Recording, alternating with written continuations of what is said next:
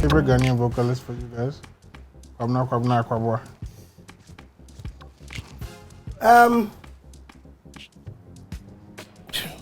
Yo, that's.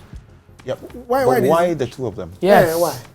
Those are my two favorites. No, if you're saying of all time. No, who would you pick? Akwaboah or Kwabena? No, I think the two, it's unfair. How is it unfair? No, Kwabena, listen, the two of them know that they are both so cool that they've actually collaborated recently. Yeah. And my darling. Yeah, my darling. Yeah. So really. Those are my two favorite vocalists in this country. It would be hard for me to. I'll pick Kwabena. And personally, it's hard for me. It's hard for me to think about a show without having one of them, and it's never happened. You know, like whenever there's a rhythms, you either have rhythms. You've done very well with rhythms on the run. Yeah. Very well. You know, how many editions? 11 years, 10? No, this is going to be at 12. 12. 12 already. Years. But then I think 15. Wow. Yeah, 12 or 14. This reminds me. Wow. Every year, almost every year, KOD invites me to play at the launch of Rhythms on the Runway, but not on the main event. Do you know why? Why? Because the main event, there's no DJ. Really. There's no DJ. You'll be irrelevant. The only DJ plays for some of the runway sessions. There's no him anyway because because I perform. No, because they know. Yeah, you only need someone to play like soundtracks for people to walk. Come on, my nephew does that. You know him, my nephew. Your nephew does DJ Nyako. Okay, fine. Yeah, from the family. No, but you know, all jokes aside, you've done so well. Well, I mean, with support from all of you. Amazing. You know, because it started as a family thing, but then it's one can't event believe it's 12 that years, huh? the whole industry decided. You know, one of the few times. I ask you this question, even though you were our first manager. Yeah. How many artists have you managed, like in your whole career? Like I don't know. The first person was Max Kofi. Really? Yeah. Crazy guy. And then, you know, I lived with D.Lumba at some point. Okay. Oh. So. Yeah, I was. I want to give you the list. It's a tall list. You know, so after he did the first album collaboration with Ofori, and they had the fallout. Charlie, I was young then. Me, I didn't even think about the fallout. The only person Ofori knew in the industry was me. You know, so Charlie, I have some demos. I want to go to Bodo's studio to record the Asio album. Right. He came to me and like, Asio album. Asio. Okay. No, I heard Asio. Okay. We went to Asio, you know, that was Lumba and Bodo recorded the album. We got back. I think Lumba wasn't happy with me. We've never had that conversation, but I strongly have that belief. I know him. Yeah, Because you recorded with Ofori? Yes. I think we've never had that conversation, but I also know our relationship has not been the same. He's like a big brother figure. He's the one that literally drove me to Radio Gold when I was looking for my first job. Yeah, it's cool guy. Yeah, Daddy Lumba. Cool guy. You know, so I've had few challenges with him. If you pay Lumba for show, you know, like something, they say you go fit the money for the boots. Yeah, but in the day of the show, so we will fit come and now show in Kofu Abase. They say we become home. Yes, sir. Somebody told me that he won't touch the money. Yeah. Oh, so my connect to the music industry, Lumba is a source. As a teenager, what I did on my long vacations was to sell cassettes for him at Okainshi, opposite the MTTU. You know, because my mom's partly from Asante Mampong, so they have their own relationship, and I grew up into it. And when we're done selling, we go and account to Despite and Father Dixon. Dixon has been there that long? So yeah, from day one. Yeah, from day one. So, you know, that's my relationship with these guys. Even when they were setting up Peace FM, I was supposed to be one of the first people who went there. But you couldn't leave Gold? No, Sefa said no. Sefa kind of was like, hey, what should I go match? I said, oh, but I'll make Kawadi. But he ended up there. He ended up there. Because somebody they only say different. He didn't need a post. But then Sefa told me, what? So you were telling you were on the list, Max Kofi. Max Kofi, Oforian Pons, Fred and I co-managed Dasibre at some point. Yes, Dasibre, yes. I remember very well. I think then Tiny came. Yeah. The first, you said you did the first album? Yeah, the first album. Then 4x4, Book Bag brought me 4x4. and Praye Uta. Two big groups. Which one? Fiskale. Even Nana Borough. Nana Borough. Yes. When he had his biggest song, it was him. Yeah, and Eazzy is the only female I managed. Eazzy, baby. Yeah, when she left Links. And people thought there was a fallout. But what happened was, so Richie's like my nephew. We're from the same hometown at Ansekoche. So he calls me and says, oh, uncle, he called me Uncle KOD. Uncle KOD, so there's no fallout, but we think where Eazzy has gotten to, she needs to get out of our space and explore whatever. And we've agreed together with her for you to manage her. I'm like, okay, I like people who like to work. And I saw her zeal as well. I'm like, okay, let's go. So there was no bickering between them. Ghanaians always assume that there was no bickering between Eazzy and Links. It's Richie that called me. So I think in that year, that's when we co-hosted Ghana Music Awards. I remember that. When we worked together. And, she decided to go back to school. So this is over 10 artists. Yeah. Wow. Yeah. That's Kofi B. Yes, Kofi B. Kofi I was B. going to say. And the artists you mentioned, 95% success rate. Yeah. 95%, yes. Yeah. The only person who didn't get commercial success will be Fiskale. Yeah. But even himself, if you know the music industry. But I think Eazzy Vera wasn't bad. There was this song I was promoting, I remember. It was a good That was the hammer.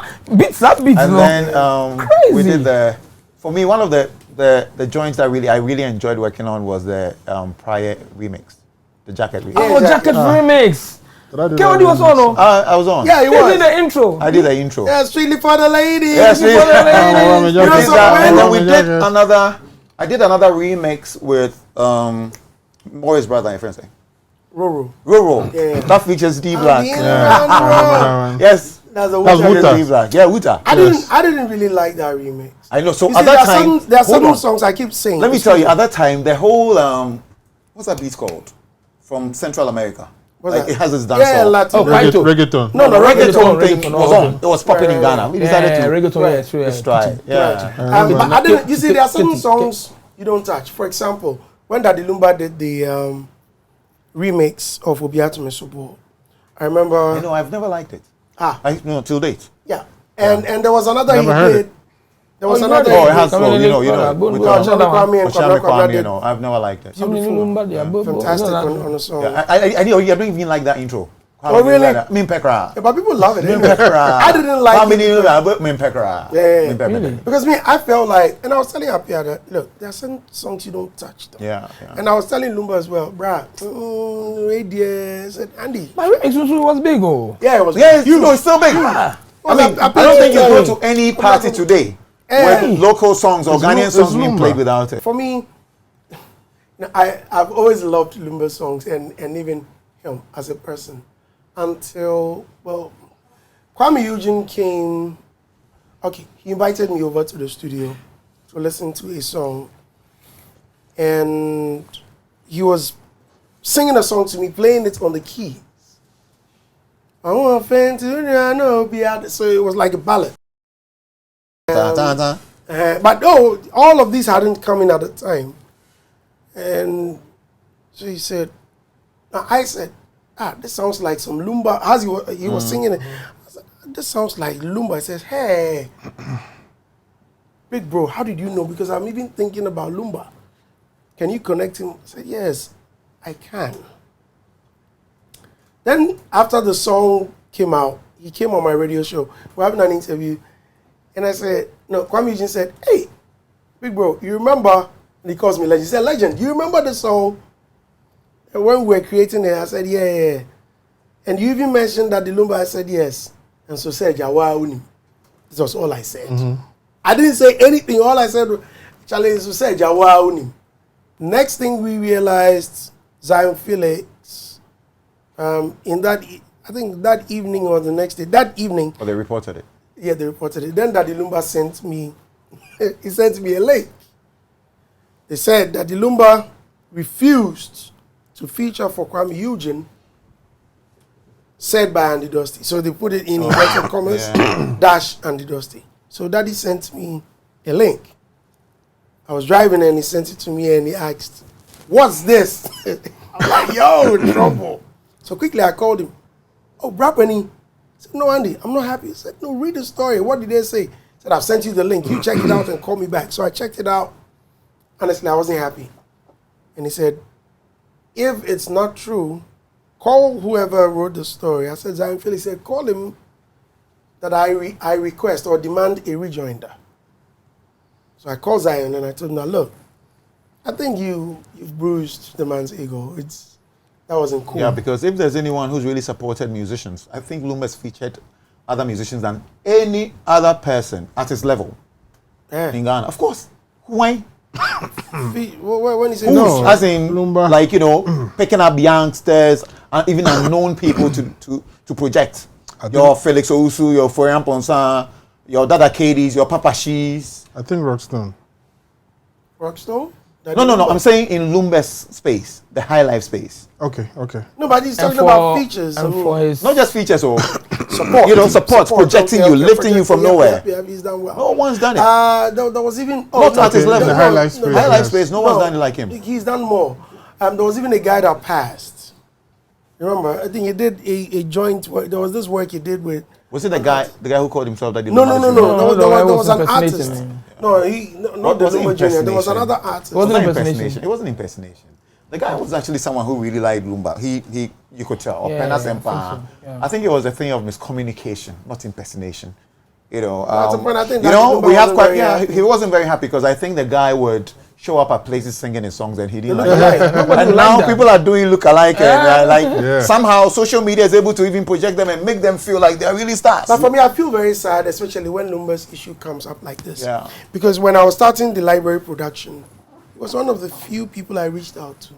I called him. The reason, you see, earlier we were discussing JQ and credits given to Bodos Tiger. yeah. A lot of Lumba's works, some of them, for instance, were done by Kiwa. Somewhere, Kewa. Kewa. There was this guy way before Kewa. Not a Tema guy. He later worked with. No, Gold, whatever. What's that? Almost signing Shatawale one. Who? Nana. Xylophone. Xylophone. Yes. He was with Xylophone. No, he passed. Oh, He really? was a producer. Okay. Willie Roy. Oh, Willie Roy. Yes. Willie Roy. I think Willie Roy worked on the Abiwa album. Willie Roy and Charles Samuel also Charles Samuel worked on the early days. Yeah, like Playboy, on the Playboy album. Playboy. So I reached out to Lumba. Charles Amoah. Yeah. Yeah. He also No, producer. You know, there was back in the day there was a fallout between Charles Amoah and Lumba. Yeah. Because of I think Bibi Jojo. No, it wasn't. It was the Playboy album. Playboy album. Playboy. What was the fallout? I've forgotten the story, but I know Charles worked on that album. He worked with D.Lumba, Nanato for and so he's produced a lot of. So you see, these are some of the things. Now, when he produces them, they send it to Bodos Tiger. Bodo to mix. And it's So if Charles you're not very Amoah that careful- introduced all these guys to Bodos Tiger. If you're not very careful, That German man there. he and passed. they'll give the credit I know he passed. to Bodo. But he was good. Yeah, he was. he was. So I called Lumba and I asked him that, look, this is what I'm doing. Instead of giving the credit to one person or someone who doesn't deserve it, But let me hold on. have clarity. Andy, isn't it arguable? Because as musicians, we're all musicians. If you go to the studio and you record a demo, and you go somewhere else, and you're not just going for mastering, and you get the actual work done, sing all over again, who takes credit for the production? Oh no, most of them were not sung all over again. No, whoever Mix and produced the master. beat is the producer. Yeah, that's it. Mixing mastering is the engineer. It's different. See, like for example, VGMAs, they have the category for sound engineer. Right. over Yeah, here. right. That's Producer, Bodos Tiger. I understand. Yeah. There's producer there. Why are you going to give the producers For credit? instance, the Obiatu Meso album. Yeah, but then a lot they of people always, give it's always credit to Bodos the, Tiger. the CDs always had Wrong. the credits of who did what. Not So who all do you of them. blame? You see, not all of them. For instance, Kwade's album, the Ajoy Meye I Am Impuna. For instance, that particular song. Interestingly, this morning I sent a text to AJ. She was on radio playing Lord Kenya Right. and Kwade. Kwade. And like, listen, most of Kwade's were produced by Morris. Morris, yeah. and then actually all of Kenya's were produced by Was Zab Zab, Malik. yeah. Zab. Zab did it all. Yeah, but But then you have to let- be an insider. If you didn't know I who asked you this is. guys earlier off air. Yeah. Zap or Panji? Yeah, you did. But this comparison. No, wait. So I was saying. No. I need to clear this. For instance, that song, Ajoyeme, on the sleeve, they gave credit to Zap Mallet. It was a mistake. But that sound is the Zap Mallet sound. What he mixed and mastered? He didn't But work, it was Morris. that is Zap sound. So how does Then that they give come credit. Zap sound. One of the songs. That's Zap sound. One of the songs they gave, I think Ajoyeme, Ashidi Abena, which was produced by Zap, the credit was given to Morris. So these are some of the Maybe it's just reasons. a Yeah, but mistake. I know, but these So mix-ups, until they who's hear it from responsible you, for them? So I have to hear it from you in your own words that, okay, for instance, Obiatu Misubo, a lot of people thought that was Bodo's Tiger. It wasn't him. No, But that it's was not- before him. it's That was not before. Bodo. No, it's not. Till now, That was not once you hear it, they go Bodo's like, hey, Charlie Bodo, man. So all Because I Charles needed Zama was the funky band. Yeah. He had Charlie, you should that see Mm. Charles Zama, at work. Yeah. It's a sight. But it was what's remember. the guy's name? I think his name was something Roberts. And people like Kwesi Yobo, Yeah, Kwesi Yobo, yeah. you know, Another recorded for fantastic Amachi Dede. producer. In actual fact, we always gave Bodo. Amachi always gave the right credits though, but Bodo stood tall. I don't know if it's because he was a German playing Ghanaian. No, because he redefined our Where sound. was he Charles did. Zama from? Charles Zama. Germany. He did Germany too, Germany, just yeah. like Bodo. Yeah.